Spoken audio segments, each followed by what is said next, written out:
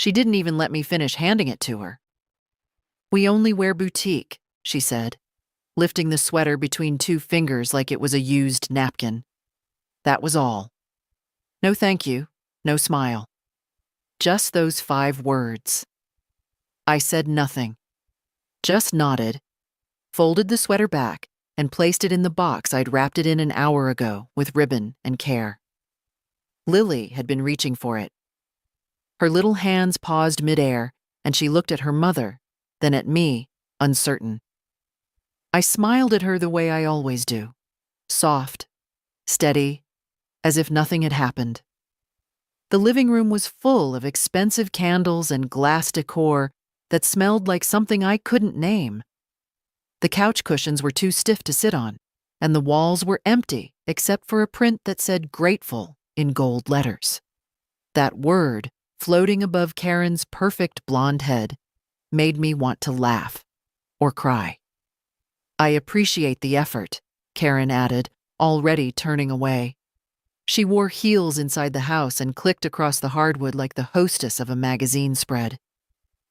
Effort. I had stayed up 3 nights to finish the sweater. I chose the yarn from the farm shop, soft merino in a warm peachy color that reminded me of the blush on Lily's cheeks when she plays outside. I'd added little acorns along the hem. She used to collect them in a jar when she was 4. "Did you see what Grandma made?" I asked gently, crouching to Lily's eye level. She nodded. "It's really soft."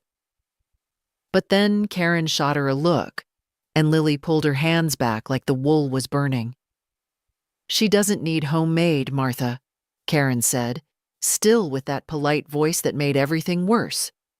"I'm sure you meant well." Of course I did. That's what people like me do. We mean well. We stay quiet. We make things. We wait for gratitude that never comes. It was snowing when I left their house. The kind of fine, persistent snow that slips into your collar and stays there.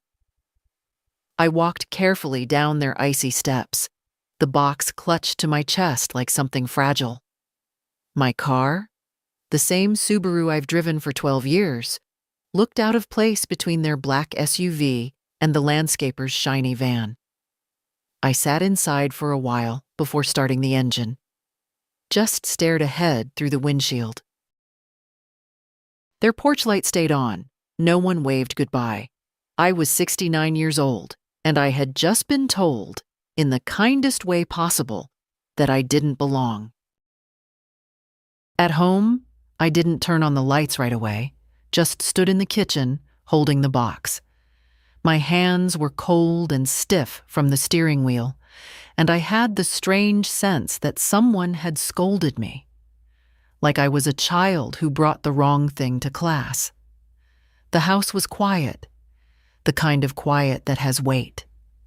Every drawer, every photo, every scratch on the table told stories no one asked about anymore.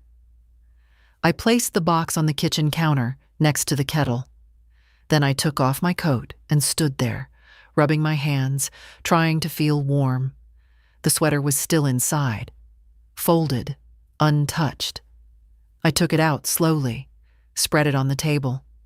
The stitches looked back at me like little secrets. I ran my fingers over the acorns, tiny even, careful. All those hours, all that care. And for what? The clock on the wall ticked loud and steady. Somewhere outside, a neighbor's dog barked, then silence again. I sat down at the table and looked at the sweater. It was beautiful. It really was. And Lily had wanted it, but her mother didn't. That's when something inside me, something I didn't even know had been waiting, shifted. It wasn't anger. Not yet. It was something older than that. A kind of quiet reckoning. I had spent so many years being helpful, being thoughtful, being careful not to be in the way. And I was tired.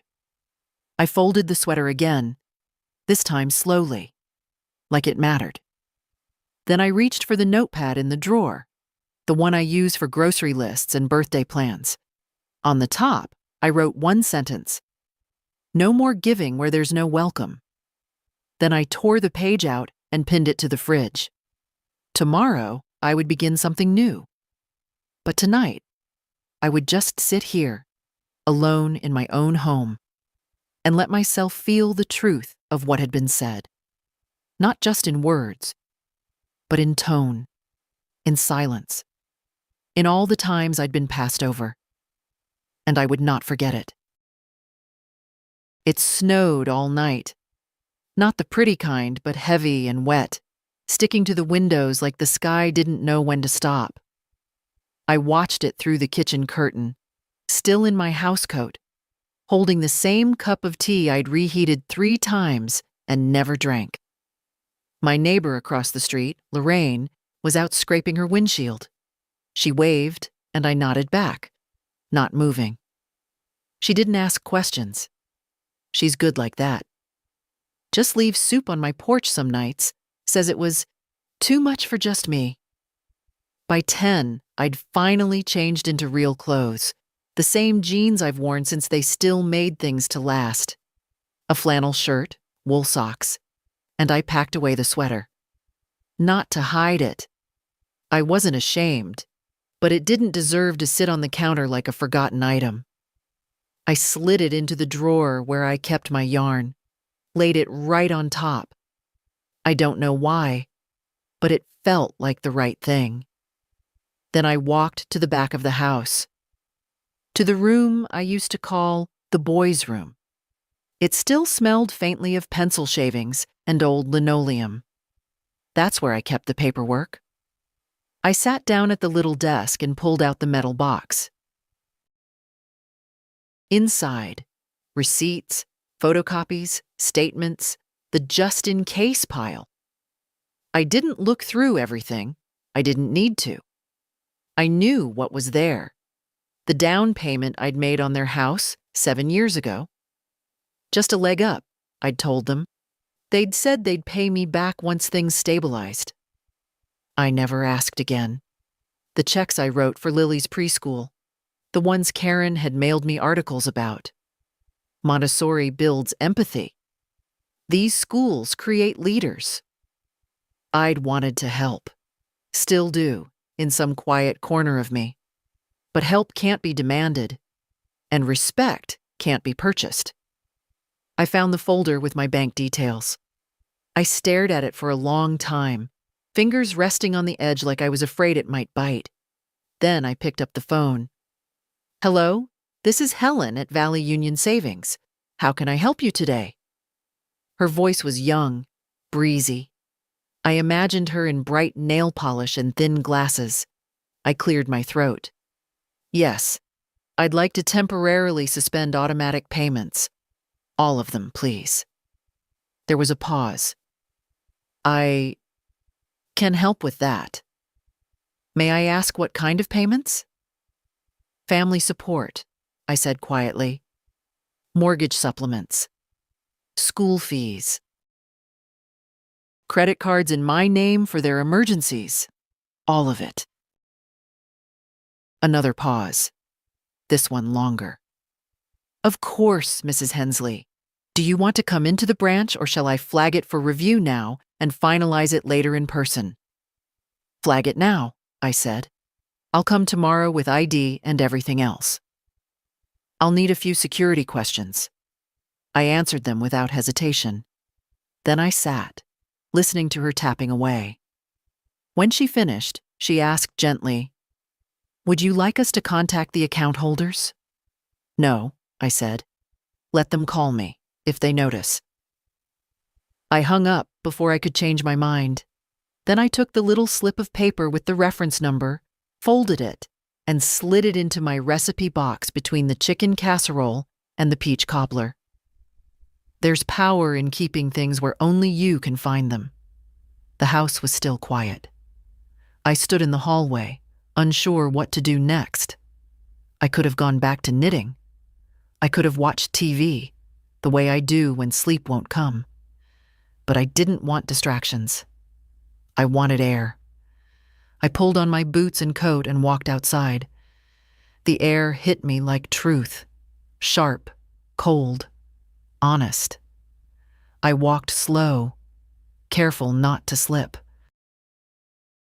The neighborhood was hushed, the kind of silence only fresh snow brings, like the world was waiting.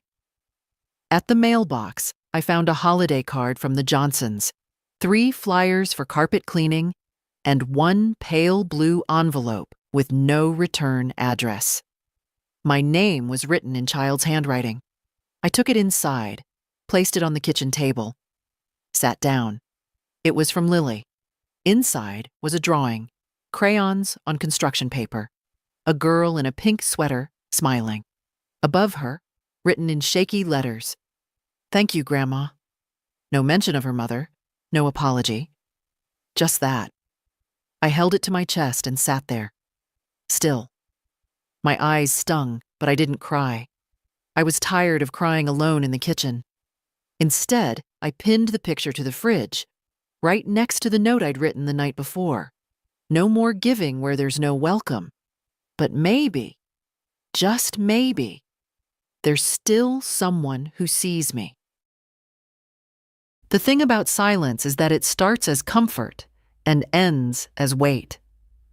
I went 3 days without a call. No one from their house, no emails, not even a question about the canceled payments. Not even from my son. That told me everything I needed to know. I used to tell myself they were just busy. Jobs, child, obligations. But busy people still find time for what they care about.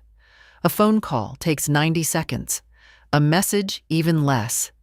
And people who love you, they don't let the silence stretch so long it starts to choke. I stood in my kitchen on the 3rd morning, looking at Lily's drawing, her pink sweater. I hadn't realized until now. The smile she'd drawn looked just like mine, slight. Left corner raised just a little higher. I used to do that when reading to her, and I missed her. Fiercely. But I didn't miss the rest of it. The waiting. The apologizing. The way Karen made me feel like something outdated. I went to the hall closet, pulled out the old photo album. The one with the leatherette cover, the frayed edges from Lily's baby hands flipping too hard. I sat at the table and opened it slowly.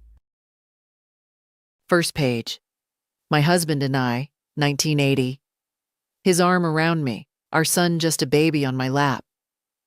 We were in front of the old trailer back then, all dirt road and sunlight and borrowed chairs. Flip. Our son in 2nd grade, holding a trophy almost as big as his torso. He cried because he thought he'd lose, I whispered aloud, remembering. He always cried when he thought he'd lose. I was the one who stood beside him, all those nights he refused to sleep before tests. Karen hadn't even met him yet. Flip. Us at the community fair, 1997. I was holding a pie. First prize. It was the only blue ribbon I ever got for baking. I'd kept it in a box with his kindergarten drawings. I wondered now if he even remembered that day. The way he clapped for me louder than anyone else. I closed the album slowly. When did the clapping stop? The phone rang. I didn't recognize the number. For a second, I thought maybe it was one of Karen's friends, calling to scold or shame me for stepping back. It was my lawyer. "Mrs. Hensley," he said, "just following up. Did you still want to proceed with those changes to your estate documents?" I looked at the refrigerator, at Lily's drawing, then I looked at the recipe box. "Yes," I said, "I do. Would you like to meet in person or start by email?" "In person, and I'd like to bring a revised list of beneficiaries." "All right," he said, and I could hear the way his tone changed. A woman who shows up in person, who knows what she wants. I hung up. Then I took a blank sheet of paper and sat down again. Name by name, I made the list. It was shorter than it used to be. I kept Lily. I added a line for the shelter downtown, the one that teaches sewing and job skills to women starting over. I'd taught there, years ago. Quietly. No one in my family ever asked about it, and I never brought it up. I added another line for the quilting circle I'd joined at church. Most of those women lived alone. Most of them gave more than they got. And for the first time in years, I didn't add my son. Not out of spite, out of clarity. I wasn't punishing anyone. I was just choosing who to pour into. The doorbell rang mid-afternoon.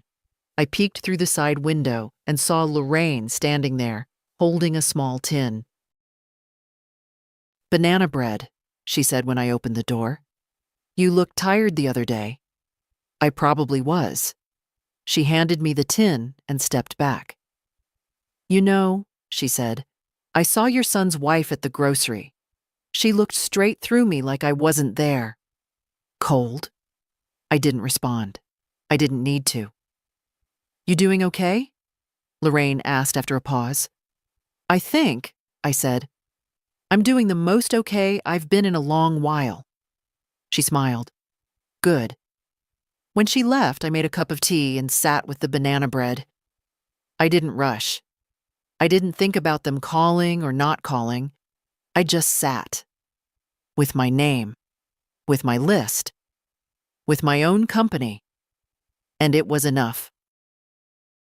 I drafted the letter 3 times. The first version was polite, careful, too careful. "I hope you understand my position." No, I thought. They never understood anything I didn't explain in full sentences, then repeat again like I was reading from a cue card. The second version was angry. "You've taken, and I've let you." That one felt better, but it also felt like shouting into a locked room. No one listens when they've already made up their minds. The third version was short. No defense, no bitterness. Just this. "Dear Mark, I hope this finds you well. I wanted you to know I've made some changes. Financial, legal, personal. I don't expect anyone to agree, but it's time I began living by my own values, not someone else's approval. Please don't reply in anger. There's no battle here. I'm simply stepping back from patterns that have drained me. If Lily wants to visit, she's always welcome. My door is open to love. It's just closed to transaction. Take care. Mom."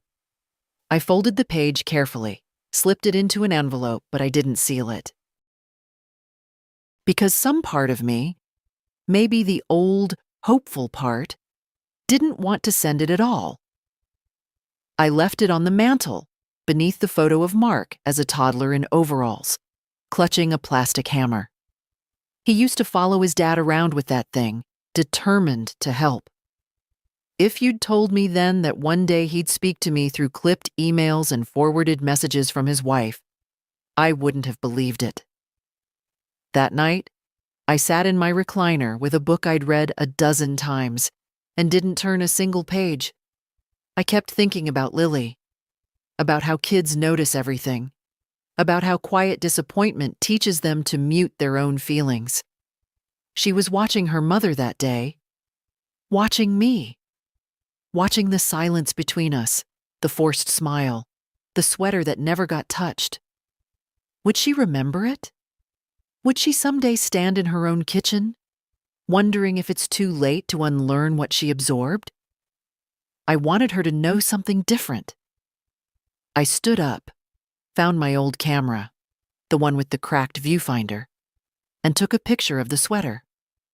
I laid it on the table, smoothed it out, placed one of the acorns so it caught the light. Then I sent the photo to the print shop downtown. Next morning, I picked it up and bought a simple frame. Nothing fancy. Just wood, matte finish. I placed the framed photo next to Lily's drawing on the fridge. A reminder that what I made was real, that it mattered, even if it was dismissed, even if no one clapped. The letter stayed where it was for another day. Then, on Friday morning, I walked it out to the mailbox. I stood there for a long moment, envelope in hand. Then I didn't mail it.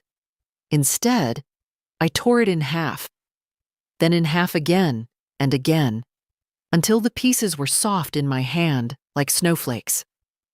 I dropped them into the compost bin, watching them land among onion skins and coffee grounds, because I realized something. I didn't need them to understand. I didn't need closure served on a plate. I'd already made the change. And if they called, if they wanted to talk, I'd listen. But I wouldn't explain myself again. I hadn't meant to call the bank again so soon, but on Saturday morning, I woke to a voicemail from Karen. 2 words. Call me. No hello, no explanation, just a sharp edge wrapped in syllables. I didn't call back. Instead, I stared at my phone for a while, then made oatmeal the way I like it. Thick, with salt, not sugar. I'd stopped making it that way when Lily started visiting more. She likes it sweet, Karen had said, as if preferences had only one direction. At 10, I picked up the phone and dialed the bank. Valley Union Savings, this is Rebecca. A different voice this time. Warmer, older, maybe close to my age. Good morning, I said. This is Martha Hensley. I'd like to move forward with closing all the supplemental accounts. She didn't ask why. She just confirmed my identity and read me the list. Mark's secondary credit card, the tuition draft authorization, the recurring mortgage overage transfer. Each one, I said. Yes. Close it. Would you like to be notified if he tries to reactivate anything? No, I said. I'd just like peace. There was a pause. Then kindly, we can do that. After the call, I went to the small box under my bed, the one I hadn't opened in years. Inside, a small stack of Lily's old drawings, faded photos, 2 baby socks I'd crocheted when Karen was still letting me bring things to the house. At the bottom was the card Mark had sent me after his wedding. I unfolded it. Thanks for everything, Mom. Couldn't have done it without you. There was no note from Karen, just a typed signature from the printer. I stared at the words for a long time. Everything. That was the problem. I had done everything. The cooking, the checks, the support, the silence. I had poured and poured until there was nothing left in me but a vague ache. No more. The next call I made was to the town library. Mrs. Hensley, are you still interested in teaching sewing again? I think I am, I said. If there's space. There's always space for you. I hung up, then stood in the hallway, right between the kitchen and the room where I'd once kept a cradle for Lily's naps. The walls still bore faint marks from the rocking chair I'd moved so often. That night, I got another message. From Mark this time. Hey, I heard you've been making changes. Can we talk? I didn't reply. Not because I was angry, because I was finally letting the silence work for me too. I hadn't spoken to a lawyer in years, not since Richard passed. He always handled the forms, the signatures, the official words that made my eyes swim. But now, it was just me. And I was learning that solitude could be a kind of clarity. Francis Whitlow still had the same office, same leaning filing cabinet, same window with the stubborn shade that never quite rolled up straight. He'd aged, of course. Hadn't we all? But he still had the kind of handshake that made you feel like the room wouldn't collapse, no matter what you brought into it. Mrs. Hensley, he said, pulling out a yellow notepad. What can I do for you today? I took a breath. I need to update my will. He blinked slowly, then nodded. All right. Any major changes? Yes. I handed him the list, short but precise. I've removed Mark as primary beneficiary. I'd like the remainder of my estate to be divided equally between the community sewing program and a trust I want set up in Lily's name, but not one her parents can access. Francis raised an eyebrow. You want to establish a restricted trust? Yes, until she turns 25. Earlier, only under certain circumstances, education, housing, emergencies, but no parental control. She'll inherit my house too, if she wants it. He didn't ask why. That's one thing I'd always liked about him. He worked with widows. He knew when stories didn't need to be spoken to be understood. We can make that happen, he said. I'll draft a preliminary version by next week. And I want to write a letter, I added, to go with it. Not a legal one, a personal one, something she'll read when she's ready. Would you like help composing it? No, I said. That part has to come from me. Back home, I pulled out the good stationery, the kind I used to keep for Christmas letters and condolences. I hadn't touched it in years. Then I sat at the kitchen table and wrote, My sweet Lily. If you're reading this, I'm no longer around to explain things in person. I hope you remember my kitchen, the smell of cinnamon, the feel of wool between your fingers. I want you to know something I didn't always say aloud. You are allowed to be different, to choose soft over shiny, to say no, to say enough. This house is yours if you want it. These funds are yours when you're ready. But more than that, I hope you remember that you were always loved for who you were, not what you wore or who you impressed. Keep the kindness. Keep the quiet strength. And if the world ever tells you handmade isn't enough, show them what hands can make. Love always, Grandma. I folded the letter slowly, pressed it flat, and slid it into the envelope marked Private for Lily. Then I placed it in the drawer with the framed photo of the sweater. It wasn't revenge. It was realignment. I wasn't erasing my son. I was just stepping out of the role he'd written for me long after the ink had dried. I hadn't been to the church basement in nearly a year. The last time was for a potluck after Ruthie's funeral. Everyone bringing casseroles and standing awkwardly near the punch bowl, unsure how to fill the silence she'd left behind. Ruthie had always filled silences with gossip and ginger cookies. Now the room just echoed. But today it smelled like cinnamon again, and strong coffee, and the faint, warm scent of old wood and yarn. The quilting group was smaller than it used to be. Age thinned the ranks, and bus schedules weren't kind to joints that didn't bend like they once did. But the ones who showed up, they still stitched like it mattered. Look what the cat dragged in, Bernice called from across the room, her voice cracking on the edge of a laugh. More like what the wind blew in, I answered, unbuttoning my coat. You come to stitch or just drink our coffee? Margot asked, raising her brow over her glasses. Little of both.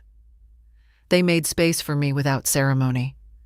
That's what I loved most about women like them. No false welcomes, no performative affection. Just one scoot of a chair, one push of a basket to the side. I brought out a bag of soft wool I'd dyed months ago, still rich with color. Plum, pine, soft ash. I hadn't known what I'd use it for until this week. We worked quietly, as quilting circles often do. Needles tapping, scissors snipping, the occasional sigh from a back too long in the same chair. The silence was companionable. I didn't need to explain why I was there, why I hadn't been before, or why my stitches were tighter than usual. But Margot spoke eventually. She always did. Heard from your son lately? No. No one asked more. They didn't need to. After a while, the conversation shifted to the upcoming church bazaar. We need more items, Bernice said. Last year's scarves didn't sell well. What about small throws? I offered. Lap blankets, but beautiful ones. Something comforting. Like your peach sweater? Margot asked without looking up. I paused. You heard about that? She snorted. This town's not that big, Martha, and Karen's not that subtle. I didn't respond. I just threaded another length of plum yarn and began the border. Make a few for the shelter table, Bernice added. You always had an eye for color. I nodded, surprised at how easily the yes came. It felt good to say yes to something that gave, not just took. Afterward, I walked home slowly. The wind had picked up, biting at my cheeks, but I didn't mind. My coat was warm, and my hands, though stiff, were steady. When I got home, there was a note on my porch, a real one, folded and tucked under the potted ivy that hadn't quite given up on summer. It was Lily's handwriting. Grandma, I'm sorry about Mom.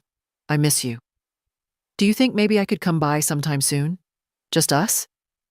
I want to learn to knit. I won't tell her if you don't want me to. Love, Lily. I sat down on the steps and held the note against my chest. She remembered, not just the sweater, but the me inside the sweater. I didn't go inside right away. I just stayed there a while, the cold creeping through my socks, the wind tugging at my collar. Because some moments ask you to sit with them, to feel them fully, to let the pain breathe, and the hope too. And in that stillness, I thought, maybe I was never meant to be boutique. Maybe I was always meant to be stitched. I waited a full day before answering her note, not because I needed time to think, but because something about her words, just us, made me want to slow down and hold the moment gently, like the first snow you don't want to step on yet. I wrote her back with a pen that scratched slightly, my favorite one with blue ink and a soft grip.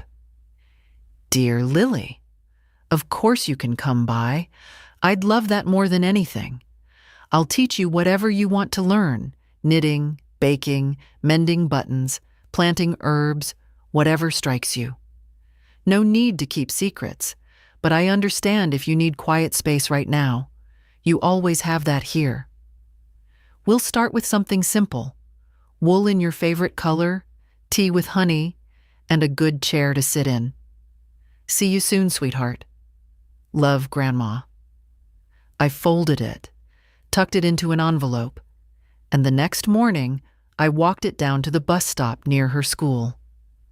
I knew which driver she had, the same man who used to let her pull the little cord to signal a stop when she was 5. Can you give this to Lily Henderson? I asked. She sits by the window halfway down. He smiled, took the envelope, and nodded. She still pulls the cord even when it's not her stop. That made me laugh. The old way, with the chest, not the throat. The next afternoon, I heard the knock. Gentle, hesitant, but it was her. She stood there with a small backpack and flushed cheeks, looking at me like maybe I'd change my mind. I didn't. Come in, I said. I've got yarn and cinnamon bread. She smiled wide, stepped inside, and kicked off her boots without being asked. She didn't ask about the house, didn't comment on how it smelled like beeswax and lemon cleaner. She just looked around and said, I missed this place. And that did it. I had to blink fast and move to the kitchen to keep the tears from showing. We started with soft gray wool. She liked the feel of it. Like clouds, she said. Her hands were clumsy at first, like all beginners, but she didn't get frustrated. She just kept asking questions. What if I mess it up? Then you unravel and start again. Doesn't that waste it? No. Yarn forgives. She smiled at that. Do people? Some do. She didn't ask more. Later, while the bread cooled, we sat on the floor and looked through the old button tin. She sorted them by color, by size, by number of holes. These are prettier than the ones in stores, she said. They've lived longer, I said. That night, when Mark texted asking if she'd come home for dinner, she looked at me, unsure. I didn't say anything. I just handed her the phone. She typed slowly, then showed me before pressing send. Still at Grandma's. Learning. No apology. Just truth. He didn't reply. She stayed until the sky turned deep, and the lamp by the window cast that soft amber circle around us. When she left, I gave her a small bundle of yarn and 2 knitting needles tied with twine. For practice, I said. She hugged me tight. Not the fast kind kids give when they're told to. The kind where they stay still for a minute and breathe near your neck. When the door closed behind her, the house felt full again. Not loud, not busy, just full. I stood by the window and watched her walk down the street, the bundle under her arm, and I realized I didn't need anyone else's version of family. I had mine. She had me.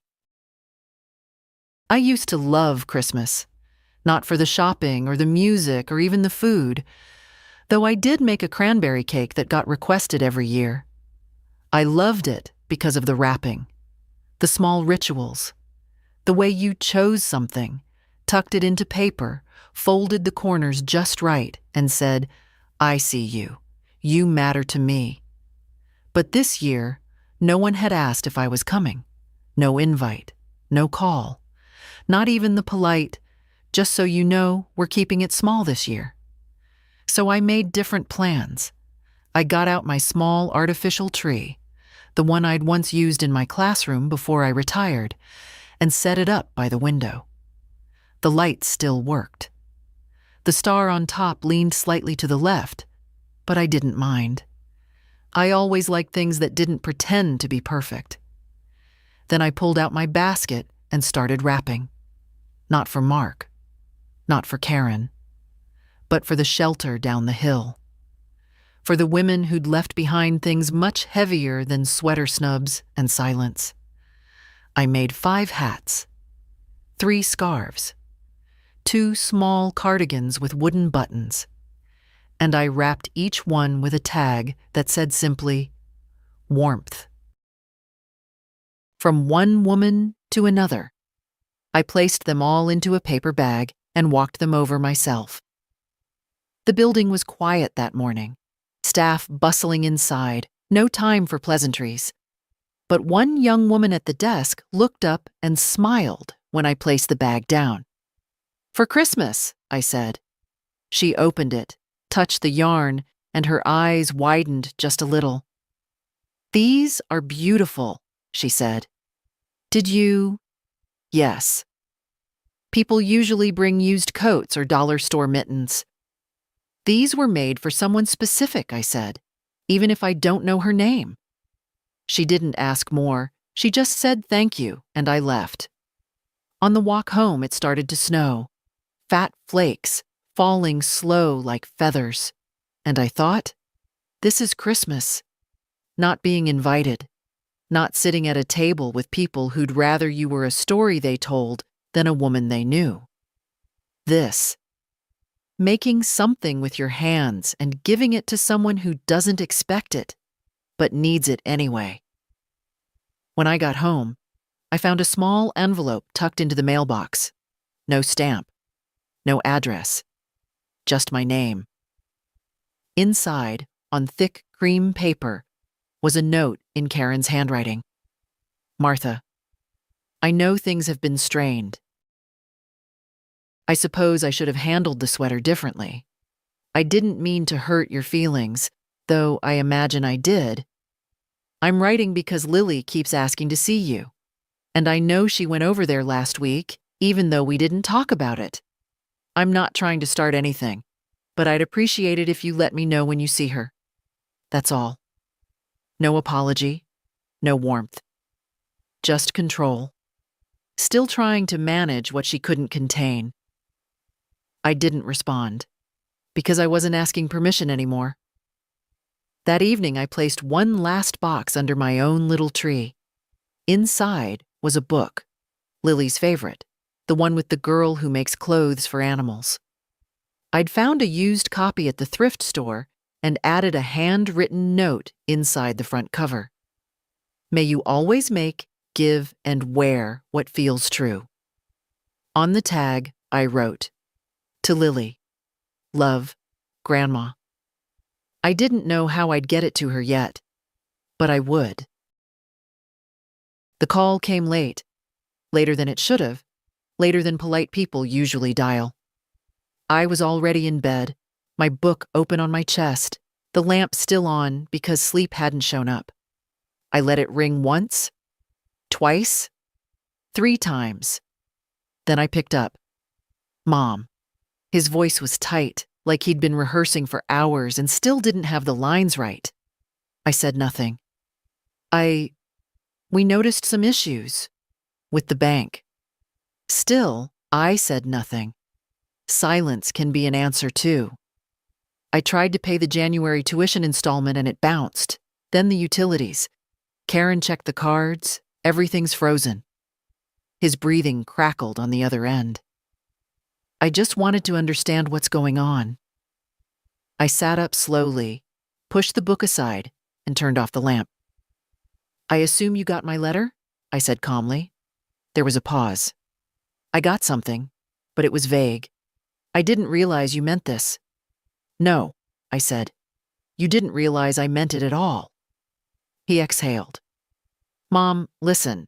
I know things haven't been perfect between us, but this feels like punishment. It's not, I said. It's a boundary. There's a difference.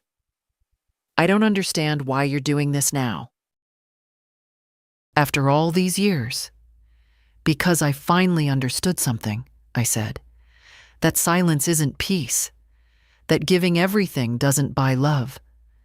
That waiting for kindness from people who only call when they need money is no longer how I want to live.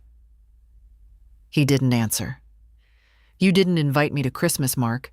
You didn't even call. But you remembered the tuition draft. That's not fair. No, I interrupted. It is. You and Karen made it very clear where I stand. I'm simply stepping where I was placed. Outside. Lily misses you, he said suddenly, softer. She talks about you all the time. I know, I said. She wrote to me. You've been seeing her. She's been visiting. On her own. Another pause. Then, Karen didn't know. She's upset. She doesn't get to decide, I said. Lily's old enough to choose who she wants to learn from. And I won't stop her. His voice shifted again, from defensive to pleading. Mom, I know we haven't been close, but cutting us off like this, it's cold.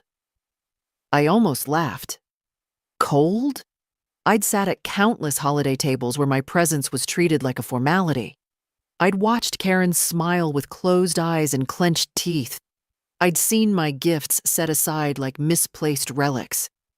I gave for years, Mark, without condition, without complaint. But you didn't just take money. You took comfort. You took presence. You took a mother and turned her into a sponsor. That's not true. It is, I said, steady. And you can be angry.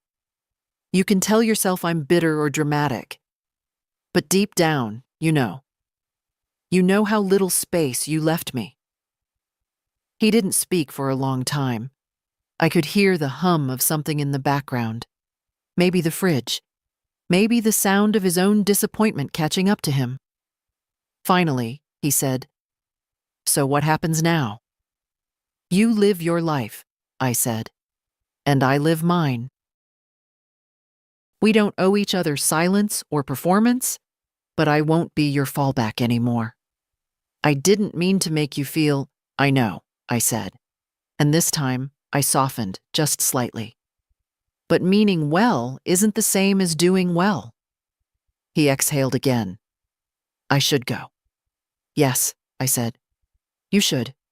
And then I added, Lily's still welcome? Always. He hung up. No goodbye, no apology. Just the click of a line that had been stretched too far for too long finally snapping. I sat there in the dark, my hands cold, my breath slow, and for the first time after one of his calls, I didn't cry. January passed in a strange hush, not the sad kind, the clean kind, like snow after it stops falling, when everything's still and new and waiting. I started sleeping better. I woke without the heaviness I used to carry before my eyes even opened. My steps were lighter, my meals simpler but warmer. I cooked what I wanted, when I wanted. I stopped making enough for leftovers, just in case someone drops by. No one dropped by, except Lily.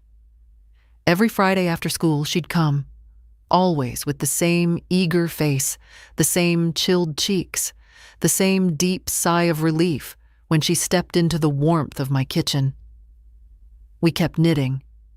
We talked about her school, about her books, about the unfairness of gym class and the magic of fresh snow. She never mentioned her mother. I never asked. One afternoon, she looked up from her stitches and said, You seem different lately, Grandma. I smiled. Maybe I finally remembered who I was. She nodded, as if that made perfect sense. That same week, I started something I hadn't done in years. I enrolled in a workshop at the town library. Creative mending and textile reuse. Tuesday nights, 6 p.m. I walked in that first night with a small bag of old linens and the quiet nerves of someone re-entering a room they used to know. The room smelled like fabric glue and eucalyptus. There were 6 of us, all women. 1 young, 2 about my age, 3 older, 1 in a wheelchair, another with hands that trembled slightly as she threaded her needle. No one asked where I came from. No one asked who my family was. We just started. We learned how to patch jeans in ways that made them art, how to turn torn curtains into reusable bread bags, how to stitch flowers over stains. Nothing wasted, the instructor said. Only transformed. I wrote that in my notebook. Nothing wasted. Only transformed. After class, I walked the 3 blocks home with a light step and something close to joy blooming in my chest. The next morning, I opened the old cedar chest in the spare room, the one that held decades of scraps I'd always meant to use. I sorted, I folded, I remembered. And I began sewing again, not for need, not for anyone's praise, just for the joy of making. Later that week, the mail brought a small envelope addressed in a child's handwriting. Inside was a card Lily had made in art class, construction paper, a lopsided heart, glitter sealed under tape, and 1 line written in green marker. I love coming home to you. I sat down at the table and read it again, and again, because that's what it felt like. Not rebellion, not revenge, but homecoming, not to a house, to myself. I was reaching for a jar of pickles when I heard her voice. Karen. At first I wasn't sure. The grocery store was full. Saturday afternoon, everyone's stocking up before the next storm. But then I heard it again. Clipped and low, 2 aisles over. No, they're the wrong ones. I said almond milk, not oat. I stood frozen for a moment, hand on the shelf. I hadn't seen her in person since before Christmas. Everything between us had come in the form of implication, message, or silence. Seeing her now, in the wild brightness of the dairy aisle, was like bumping into a stranger who knew your secrets. I didn't want a scene, so I turned toward the opposite aisle, hoping to loop around to the checkout. Too slow. She saw me. I heard the heels first, then the deliberate voice behind me. Martha. I turned slowly.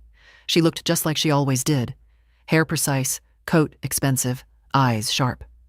Karen. There was a pause. Then, lightly, "It's been a while." I nodded. "It has." Another pause. Then she crossed her arms.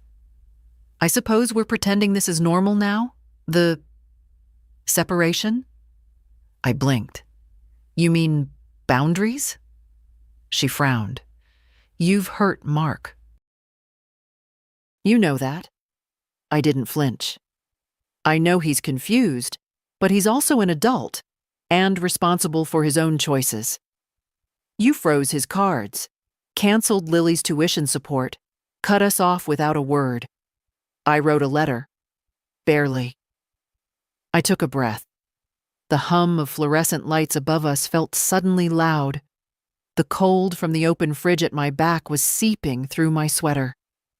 "You made it very clear, Karen," I said quietly, "that there was no space for me. Not in your house, not at your table, not in Lily's life, until she forced her way in herself." Her face stiffened. "I never said that." "You didn't have to. You said it with your eyes, with your tone, with every 'we wear' boutique and every closed door." People passed by, carts squeaking, unaware that something was unraveling in aisle 7. "She's just a child," Karen said, suddenly softer. "She doesn't know the full picture." "She knows love," I said. "She knows warmth. She knows who listens when she speaks." Karen's voice dropped. "She's been different lately, more distant, more opinionated." "I know you're encouraging it." "No," I said. "I'm just not discouraging who she is." There was a silence between us then. Real silence. Not hostility, but something heavier. The sound of two women realizing they were never going to agree on what mattered most. Finally, Karen said, "I suppose I can't stop her from visiting you." "No," I said. "You can't." She looked like she might say more, but then she just adjusted her coat, turned, and walked away. I stood there a while longer, my hands trembling slightly. Not from fear. From the strength it takes not to apologize for being right. I checked out without incident. Walked home through snow flurries, the sky dull and low. When I stepped into my warm kitchen, I let out a breath I hadn't realized I'd been holding. I took off my coat, lit a candle, and set a kettle on the stove. Then I wrote a single sentence in my notebook under today's date. It costs a lot to keep the peace, sometimes more than it's worth. She came just after dusk, with the wind behind her. I didn't expect her, not on a Tuesday, not without a note, not with the week still heavy and school still in session. But there she was. Lily, in a red knit hat and snow-dusted boots, cheeks pink from cold, eyes wide and quiet like the evening sky. I opened the door and she stepped inside without a word, dropping her backpack softly by the wall. "I needed to come," she said. I nodded. "You hungry?" She nodded back. I reheated soup and cut bread, poured milk, sliced apple. The kind of meal that isn't fancy but says, "I'm here. I'm listening. You're safe." She didn't speak much while eating, just slow bites and small glances at me, as if confirming I was real. After she finished, we sat in the front room, where the lamp by the window gave off a gentle glow. I picked up my knitting, and she did too. Still clumsy, still unsure, but with that same quiet determination she always had. "I told Mom I was going to a friend's," she said, eyes on the yarn. I didn't scold her. I just said, "I'm glad you came." She paused. "It's hard at home lately." I waited. "She's mad all the time." "About school? About me? About you?" I set my knitting down. "Did she say anything to you? About here?" Lily shrugged. "She said you're being difficult, that you're teaching me to be stubborn. And what do you think?" She looked up at me, small and serious. "I think you're teaching me to be strong." I swallowed hard. She told me the sweater made us look poor. My chest ached, slow and sharp. "It made me feel warm," Lily added. "I wore it in my room when no one could see." I reached across the space between us, touched her hand lightly. "You don't have to hide the things that feel good to you," I said. "Not for anyone." She nodded, lips pressed together. Then, hesitantly, "Could I stay the night?" I hesitated. Not because I didn't want her. I did, with every part of me. But because I knew what kind of storm it might stir. Still, she had come. And she was asking. And I would not be another door closed. "Call your father," I said. "Tell him you're safe, that you'll be home in the morning." She dialed from the kitchen phone, voice low and fast. I didn't listen in, but I saw her shoulders stiffen, then drop. When she returned, she just said, "He knows." That night, I made up the old bed in the guest room, the one she used to nap in as a toddler, the one with the worn quilt and the little lamp shaped like a bear. She brushed her teeth with the backup toothbrush I'd always kept, just in case. Before she went to sleep, she stood in the doorway, bare feet on the wood floor. "Grandma?" "Yes, sweetheart?" "I don't think I want to be like her." I didn't say she had to love her mother or forgive her right away. I didn't say family is complicated or that someday she'd understand. I just walked over, brushed her hair from her face, and said, "Be like you." She nodded, then climbed into bed, pulled the blanket to her chin, and whispered, "This feels like home." The knock came early, too early for someone polite. I was still in my robe, the kettle just starting to hum, the sky outside a soft gray that hadn't decided if it would bring sun or snow.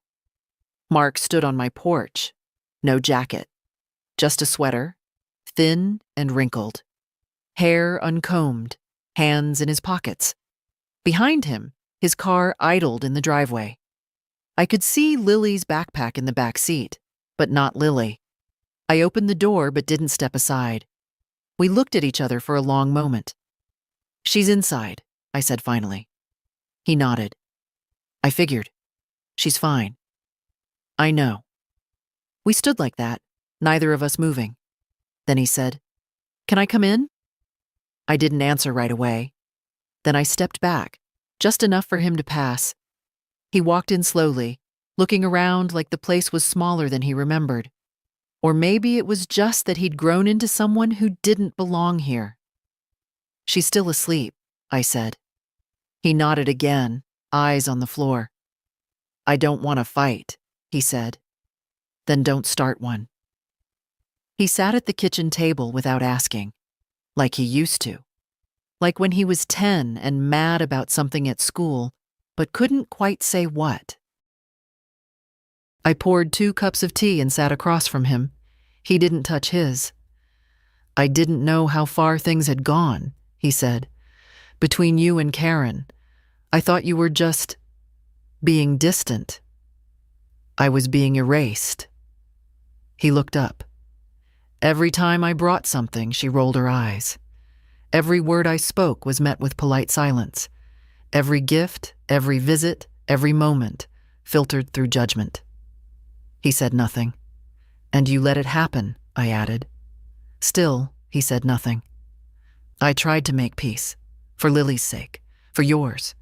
But peace isn't real when one side is constantly shrinking." He rubbed his hands together slowly. "I was afraid," he said finally. Of what? Of being caught in the middle. I nodded.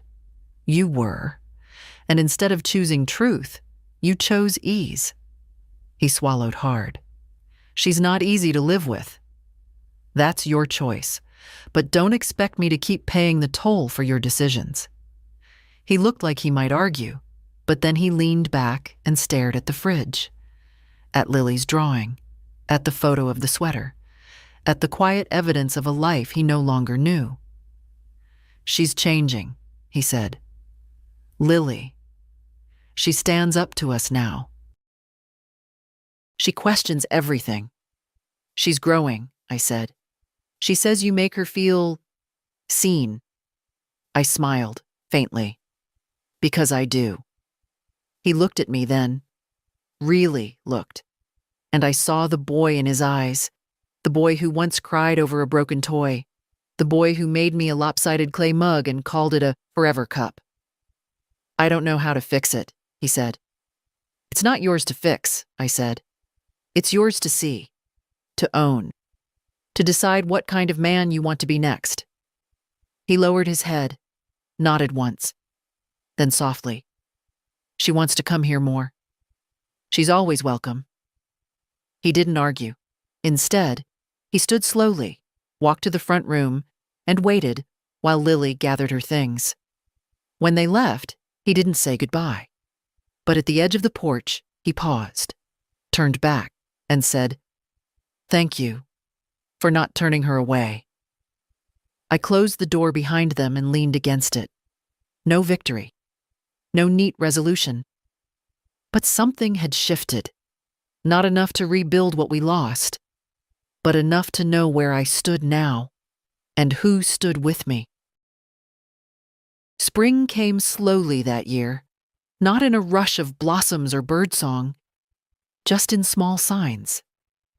Thinner frost on the window panes, the return of light in the late afternoons, the soft crackle of thaw beneath the garden's soil. I started opening the windows again, just a little, just enough to let the air change. Lily still came every week, sometimes twice. She'd bring half-finished knitting and questions about the world that startled me in their sharpness. Why do people pretend to be nice when they don't mean it? Why don't adults say they're sorry more often? Why do moms get mad when you don't want to be exactly like them? I never gave her perfect answers, but I never told her not to ask. We planted herbs in the back garden, basil, thyme, mint. I taught her how to bury eggshells near the roots for strength, how to know the difference between a weed and a sprout. Some days we didn't speak much at all. We just sat on the porch, each with a cup of tea, each with our own thoughts, and it was enough. One evening, she brought a bag with something wrapped in tissue. "I made you something," she said. Inside was a scarf. Crooked in places, a few stitches too tight, others too loose. But it was soft, and warm, and hers. "I wanted it to be the same color as the sweater," she said. I wrapped it around my neck and didn't hide the tears that came, because that scarf was more than a gift. It was a return. Later that month, I got a card in the mail from Mark. Just a few lines. "Mom, I've been thinking a lot. About you. About how much you carried that I never really saw. I don't expect anything, but I want you to know I'm trying. Thank you for keeping the door open for Lily, and for me, too. If that's ever something I've earned again. Mark." I read it once, then twice. Then I tucked it into the same drawer where I kept Lily's early drawings and my folded will. I didn't write back. Not yet. Some bridges take time, but I didn't close it either. One night, Lily and I sat on the back steps, watching the sun dip low. She leaned against my shoulder and said, "I think I'm going to be a maker." I smiled. "You already are." She looked up. "What about you, Grandma? What are you now?" I thought for a moment. Then I said, I'm someone who stopped asking to be chosen and started choosing myself. She nodded like she understood, and I think she did. So here I am now, older, steadier, and not quiet in the same way anymore. Not erased, not waiting. And if you're reading this, maybe you know what that feels like. Maybe someone once made you feel small for being soft, or ashamed for making things with your hands, or invisible in rooms where you gave everything and got silence in return. If you've ever folded yourself smaller to fit into someone else's comfort, unfold now. Stand up. Pour into the ones who see you. Make the soup. Knit the sweater. Keep the letter. Open the window. And if this story reminded you of something you once lost, or something you just reclaimed, leave a comment. Share it with someone who needs to remember they're not alone. Let this be your warmth, too.